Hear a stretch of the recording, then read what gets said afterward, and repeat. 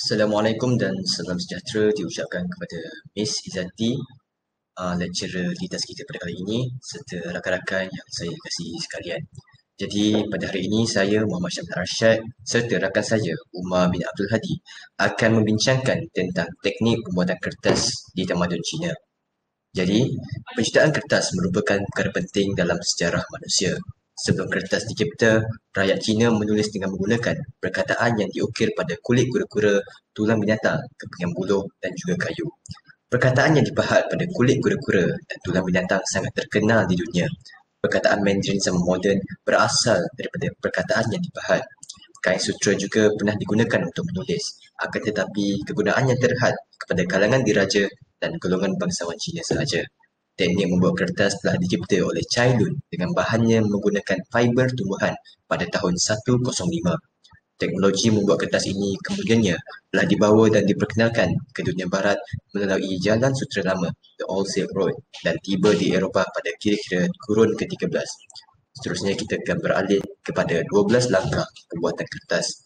Yang pertama, pucuk pokok buluh yang masih muda dan belum tumbuh rantingnya akan dipilih. Pucuk dipatahkan dan selepas 1 bulan akan dipotong kepada kepingan pendek. Yang kedua ialah penapisan serat.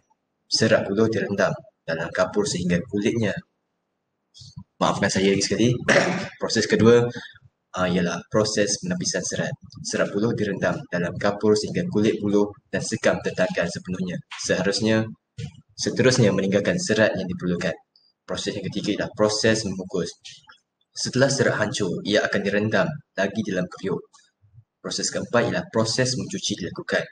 Proses kelima, proses penjemuran. Proses ini dilakukan di kawasan yang luas dan juga rata. Yang keenam ialah proses selepas dijemur, ia akan direndam dan dikukus melebihi 3 kali dengan debu sehingga menjadi putih. Proses ini menggunakan debu kayu, Vitex Negundo dan digunakan untuk proses pemutihan. Yang ketujuh ialah proses menghancurkan serat buluh. Serat buluh dimasukkan ke dalam air dan dihancurkan. Dalam masa sehari, tong kecil dihasilkan dan serat buluh bertukar menjadi pulpa. Selepas proses pancuran serat buluh, proses penapisan pula dilakukan. Selepas itu membuat tangki. Tangki ini dibuat daripada batu yang dipahat. Seterusnya, proses mengayam skrin. Buluh akan diayam menjadi skrin dan saiznya mengikut tangki yang telah dibuat. Proses ini tidak diajar kepada orang lain dan hanya dilakukan oleh ahli keluarga Tang di gunung itu. Apabila skrin telah disediakan, kertas pulpa dituangkan ke dalam tangki dan air akan dimasukkan seterusnya. Dicampurkan dengan getah dan cecair hibiscus syriacus untuk penjilidan. Dua pekerja akan mengangkat skrin dari pulpa dan menggaulnya sehingga menjadi helaian kertas. Proses yang ke-11 ialah proses penangkisan air. Helaian kertas akan diletakkan pada permukaan batu. Selepas beratus-ratusan helaian kertas bertimbun, ia ditekan untuk memerah kelembapan pada kertas. Proses yang terakhir ialah pengeringan menggunakan haba. Helaian kertas ini dikeringkan dengan haba pada dinding. Terdapat api yang diletakkan di dalam pusat dinding. Kemudian, seseorang pekerja akan memegang helaian kertas tersebut dengan rapat sekali di dinding. Setelah kering, langkah ini diulang dengan helaian kertas yang masih lembat. Ini adalah gambar rajah pembuatan kertas. Pertama ialah memotong bambu dari rumpunnya. Kedua, merendam bambu dalam air. Ketiga, memotong bambu kecil-kecil. Keempat, melumat potongan bambu. Seterusnya, menyaring bubur bambu. Proses keenam ialah pencampuran dengan kapur. Ketujuh, pembentukan pulpa kertas. Proses seterusnya ialah pengeringan dan penghalusan. Dan terakhir ialah pewarnaan lembaran kertas. Secara kesimpulannya, tamadun Cina merupakan satu tamadun yang kuat pengaruhnya. Pengembangan tamadun Cina sehingga ke dunia barat menunjukkan tamadun Cina berdaya saing dengan tamadun lain. Tamadun Cina telah memberi pandangan baru kepada tamadun lain. Pegangan Konfusianisme telah memberi idea kepada sebuah negara agar beretika dalam penubuhan sebuah kerajaan.